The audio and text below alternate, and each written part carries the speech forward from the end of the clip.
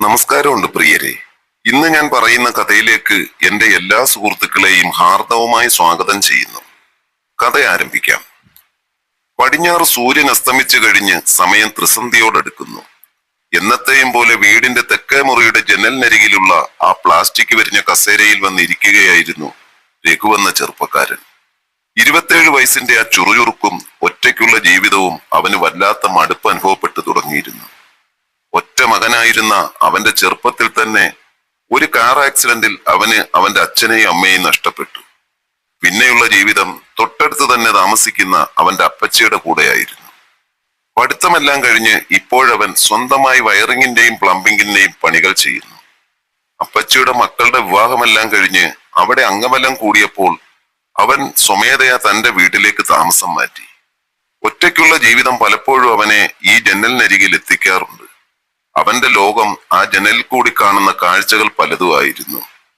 റോഡിൽ കൂടി പോകുന്ന വാഹനങ്ങളും ആൾക്കാരും, പ്രത്യേകിച്ചു പറഞ്ഞാൽ തെക്കേ വീട്ടിലെ കാഴ്ചകളും. തെക്കേ വീട്ടിൽ താമസിച്ചിരുന്നത് പട്ടാളത്തിൽ നിന്ന് റിട്ടയർഡായി വന്ന കൃഷ്ണൻകുട്ടി അണ്ണനും സഹധർമ്മിണി ഗീതച്ചേച്ചിയുമായിരുന്നു. കൃഷ്ണൻകുട്ടി അണ്ണന് ഇപ്പോൾ പ്രായമായി, ഒരു 10-60 വയസ്സ് കാണും. പ്രായത്തിൻ്റെതായ എല്ലാ അസുഖങ്ങളും അദ്ദേഹത്തിനുണ്ടായിരുന്നു. എന്നാൽ സഹധർമ്മിണി ഗീതച്ചേച്ചി അങ്ങനെ ആയിരുന്നില്ല കേട്ടോ. അവർക്ക് ഒരു 19 വയസ്സുണ്ടെങ്കിലും കണ്ടാൽ അത്രയൊന്നും പറയത്തില്ല. ആളൊരു മാദകത്തിടമ്പ് തന്നെയാണ്. രഘുവിന്റെ കണ്ണുകൾ എപ്പോഴും തേടുന്നത് ആ രൂപത്തെയാണ്. എങ്ങനെയാണ് ഒരാൾക്ക് ഇത്രയധികം സൗന്ദര്യം നിലനിർത്താൻ കഴിയുന്നതെന്ന് അവൻ പലപ്പോഴും ആലോചിച്ചിട്ടുണ്ട്. വെളുത്തു തുടുത്ത് കടഞ്ഞെടുത്തതുപോലെയുള്ള ശരീരം, തുടുത്ത കവിൾത്തടങ്ങളും ആ കവിൾത്തടങ്ങളിൽ ഇരുവശങ്ങളിൽ നിൽക്കുന്ന നനുത്ത രോമരാജികളും, പിന്നെ ആ എന്തിനും പോന്ന മുന്നഴകും ആ പിന്നഴകും, അതെല്ലാം മിക്ക ദിവസങ്ങളിലും രഘുവിന്റെ ഉറക്കം കെടുത്തുന്നതായിരുന്നു. പ്രിയമിത്രങ്ങളെ, കഥ ഇഷ്ടപ്പെടുന്നുവെങ്കിൽ ഒരു ലൈക്ക് തരാൻ മറക്കല്ലേ. ഗീതച്ചേച്ചി സാരി ഉടുത്ത് കാണാനായിരുന്നു അവന് ഏറെ ഇഷ്ടം. സാരി ഉടുത്ത് നിൽക്കുന്ന ഗീതച്ചേച്ചിയെ കാണാൻ ഒരു പ്രത്യേക രസം തന്നെയായിരുന്നു. പുറത്തു മഴ ചാറുന്നുണ്ട്. പതിവ് തെറ്റിക്കാതെ ഗീതച്ചേച്ചി കുളിയൊക്കെ കഴിഞ്ഞു വന്ന് മുറ്റത്ത് നനച്ചിട്ടിരുന്ന തുണികൾ പറക്കുകയായിരുന്നു. അവർ ഒരു ചുവപ്പ് നിറത്തിലുള്ള നൈറ്റി ആയിരുന്നു ഇട്ടിരുന്നത്. തുണി പറക്കുന്നതിനിടയിൽ മഴവെള്ളം ദേഹത്ത് വീണ് നൈറ്റി ശരീരത്തോട് ഒട്ടിച്ചേർന്നിരുന്നു. അതിന്റെ വ്യക്തതയിൽ അവരുടെ ആ മാദകത്വം എടുത്തു കാണിക്കുന്നുണ്ടായിരുന്നു. മുടിയും നനഞ്ഞ തോർത്തും പിരിച്ചു കെട്ടിയിരിക്കുന്നു. നനഞ്ഞ ചില മുടിയിഴകൾ മുഖത്തേക്കും കഴുത്തിലേക്കും വീണ് കിടക്കുന്നു. അശയിൽ കിടന്ന തുണികൾ ഓരോന്നായി പെറുക്കിയെടുത്ത് തോളിലേക്കിടുന്നു. അവന്റെ ആ 2 കണ്ണുകളും ആ മാദകത്വം വഴിഞ്ഞൊഴുകുന്ന ഗീതച്ചേച്ചിയെ കുത്തി വലിക്കുകയായിരുന്നു. ശരിക്കും പറഞ്ഞാൽ അവരുടെ സൗന്ദര്യം അവൻ വ്യക്തമായി കാണുന്നുണ്ടായിരുന്നു. അവൻ ശ്വാസമടക്കി ആ കാഴ്ച കണ്ടിരുന്ന് അവന്റെ ശരീരത്തിലൂടെ ഒരു മിന്നൽ പിണർ പാഞ്ഞുപോയി. അവന്റെ സർവാംഗം വിറച്ചു കയറി. പെട്ടെന്നാണത് സംഭവിച്ചത്. അശയുടെ സൈഡിലോട്ട് നീങ്ങിക്കിടന്ന ഒരു തുണി എടുക്കാൻ വേണ്ടി ഗീതച്ചേച്ചി തിരിഞ്ഞതും കൃത്യം അവനിരുന്ന് നോക്കുന്ന ജനലിലാണ് ആ കണ്ണുകൾ ചെന്നു പെട്ടത്. ഒരു നിമിഷം അവരുടെ കണ്ണുകൾ തമ്മിൽ ഇടഞ്ഞു. രഘു ആകെ ചമ്മിപ്പോയി. അവൻ വേഗം ജനലിന്റെ സൈഡിലോട്ട് വലിയാൻ ശ്രമിച്ചു. പക്ഷേ ഗീതച്ചേച്ചി അത് കണ്ടിരുന്നു. ജനൽ കൂടി തന്നെ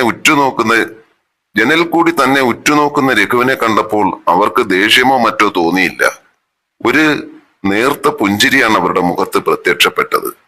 തന്നെ അവൻ ശ്രദ്ധിക്കുന്നുണ്ട് എന്നറിഞ്ഞുകൊണ്ടുള്ള ഒരു കള്ളച്ചിരി. അവർ യാതൊന്നും സംഭവിക്കാത്ത മട്ടിൽ തുണികളെല്ലാം പറക്കി അകത്തേക്ക് കയറിപ്പോയി.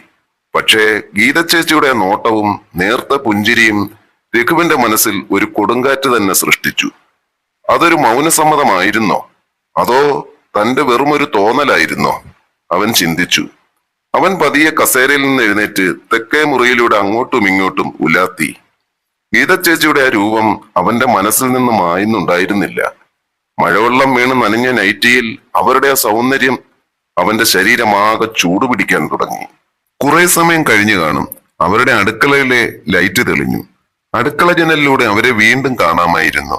നനഞ്ഞ നൈറ്റി മാറി ഇപ്പോൾ ഒരു പച്ച നൈറ്റി ആയിരുന്നു ഇട്ടിരുന്നത്. മുടി അഴിച്ച് മുമ്പിലോട്ടിട്ട് തോർത്തുകൊണ്ട് തോർത്തുന്നു. അടുക്കളയിലെ ആ വെളിച്ചത്തിൽ അവരെ നല്ലപോലെ കാണാമായിരുന്നു.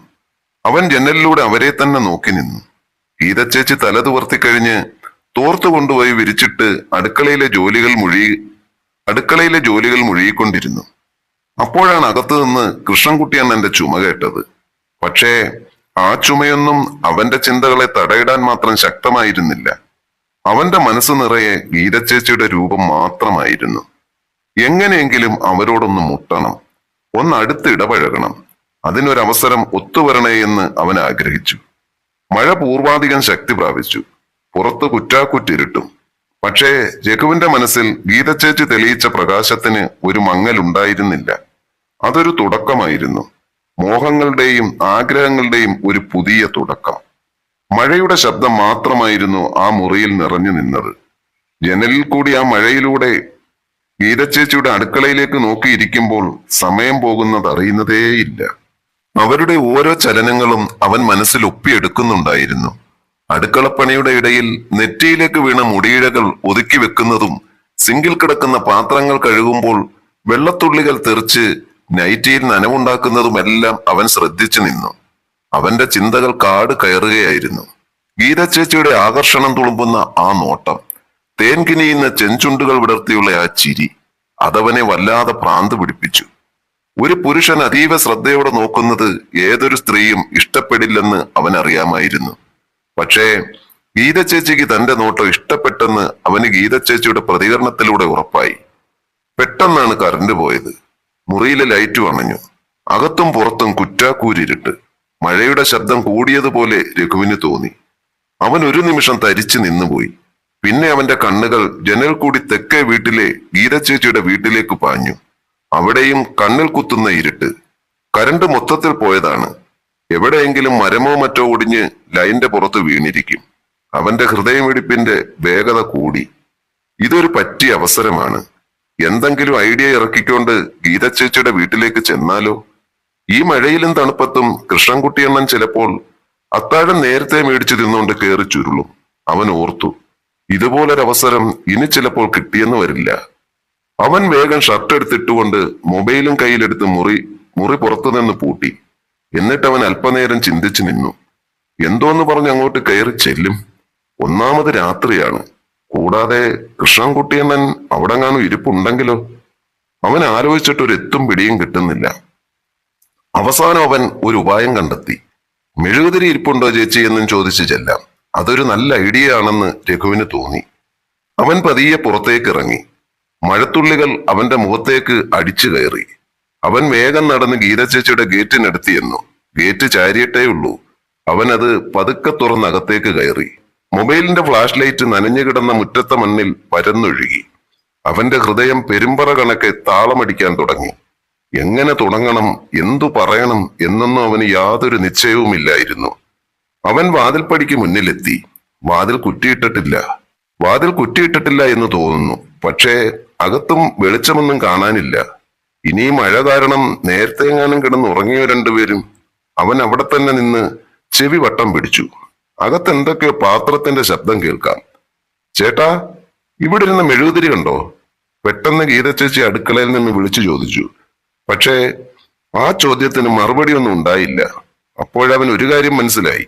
താൻ വിചാരിച്ചതുപോലെ തന്നെ കൃഷ്ണൻകുട്ടിയണ്ണൻ ഉറക്കത്തിലേക്ക് വഴുതി വീണെന്ന് തോന്നുന്നു.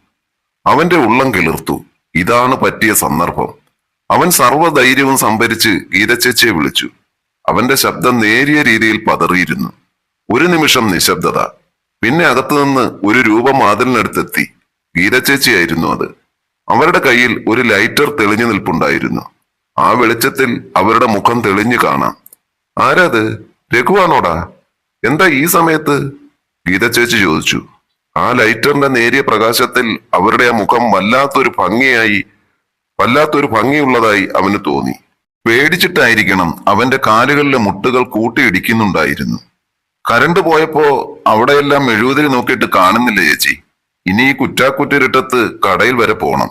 ഇവിടുണ്ടെങ്കിൽ ഒരെണ്ണം മേടിക്കാൻ വന്നതാ. അവൻ വല്ലച്ചാതിലും പറഞ്ഞൊപ്പിച്ചു.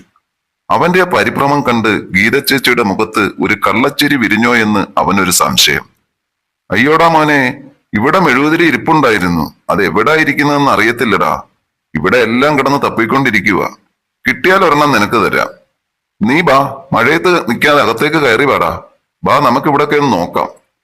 അവൻ കാല് ചവിട്ടിക്കുടഞ്ഞ് അകത്തേക്ക് കയറി.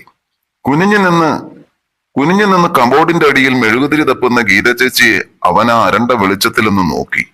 ആ രംഗം കണ്ട് അവന്റെ സർവ്വ നിയന്ത്രണവും പൊട്ടി. അവൻ മറ്റൊന്നും ചിന്തിച്ചില്ല. വീരച്ചേച്ചി പ്രതീക്ഷിച്ചതും അതുതന്നായിരുന്നു. അപ്പോഴേക്കും പുറത്ത് മഴ തിമിർത്ത് പെയ്യാനും തുടങ്ങിയിരുന്നു.